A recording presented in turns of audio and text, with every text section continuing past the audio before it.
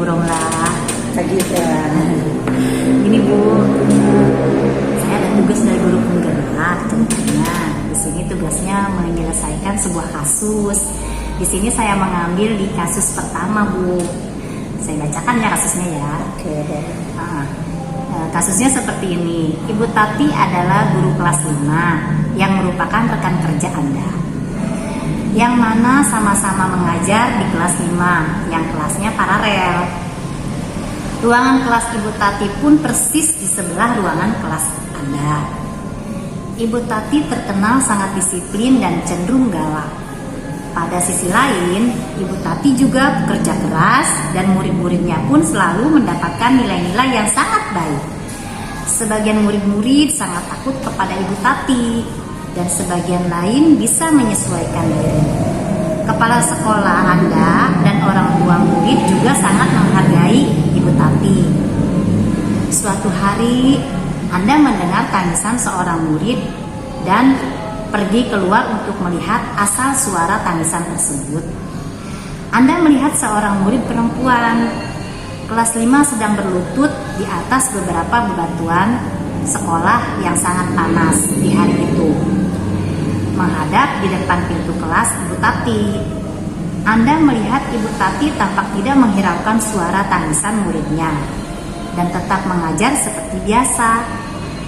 Namun Anda bisa melihat bahwa beberapa murid di kelas Ibu Tati mencoba untuk mencuri pandangan keluar kelas, melihat temannya yang sedang menangis dan berlutut di terik matahari. Apa yang harus Anda lakukan? Apakah guru lain dapat menginterupsi di mana saat itu ada guru lain yang memiliki wewenang atas kelas yang dipimpinnya? Dalam kondisi ini, apa yang bisa Anda lakukan? Dapatkah Anda menginterupsi mengapa dan bagaimana? Nah, itu kasusnya Bu Romla. Jadi saya meminta pendapat kepada Ibu nih tentang kasus ini. Menurut Ibu seperti apa baiknya yang akan Ibu lakukan ketika menghadapi kasus seperti ini? Oke. Agak rumit juga ya. Iya. Yang pertama, mungkin saya dalam kondisi jika ada dalam situasi seperti itu menghadapi Bu Tati ya. Iya, Bu betul. Tati mungkin saya bisa ya menginterupsi Ibu Tatinya gitu, tidak langsung ke anak. Biar bagaimanapun karena mungkin anak tersebut mungkin melakukan kesalahan. Tapi yang saya lihat dan yang akan saya lakukan, pertama saya bertanya terlebih dahulu dengan Ibu Tati, apa kesalahan si anak sehingga kok bisa melimpahkan hukuman yang menurut saya itu tidak bersifat edukasi. Jadi kalau menurut saya tanya dulu sebesar apa kesalahan si anak. Kalau masih bisa ditolerir dalam arti memberikan hukuman, kalau Bu Tati berprinsip memberi hukuman ya, saya mungkin tanya hukuman yang sifatnya mendidik. Contohnya mungkin seperti yang pertama menasihati dulu, kemudian setelah mungkin menasihati tidak berjalan dengan baik, mungkin memberikan hukuman seperti kalau hukumannya mencatat bolehlah mencatat, tapi dalam arti tidak di luar kelas, dalam arti yang panas-panas seperti itu.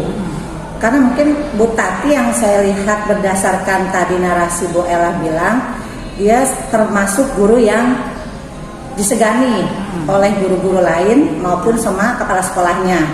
Mungkin dia cerdas, ada kecerdasan yang tiga itu ya. Ada mungkin yang kecerdasan emosional, kecerdasan intelektual, dan kecerdasan spiritual. Mungkin keduanya dapat, tapi satu yang emosionalnya kalau menurut saya. Jadi mungkin dia kurang mengontrol emosi. Ya saya juga sebagai guru mungkin emosi ya kalau anak melakukan kesalahan. Tapi sebisa mungkin biar anak itu tidak trauma. Dalam arti kalau kita berikan hukuman yang seperti itu, dia dalam benaknya terpikir bahwa sekolah itu menakutkan, kemudian bersifat kejam. Nanti takutnya ke mentalnya itu berefek buruk ke jangka panjang. Itu kalau menurut saya. Jadi saya lebih baik sharing dulu ke Ibu Tati tersebut. Setelah itu mungkin ada solusi, ada jalan keluarnya, barulah kita beri tindak lanjut ke anak yang tadi diberi hukuman tersebut. Baiklah, terima kasih Bu Romlah atas jawabannya. Sangat bagus sekali ya Bu. Terima kasih banyak. Sama-sama. Baik, sudah selesai ya Bu Oke. kasusnya. Jadi saya ucapkan terima kasih. Baik, Bu Romlah boleh silakan melanjutkan tugasnya kembali. Oke, terima kasih. Terima kasih Bu Romlah. Ya, sama-sama.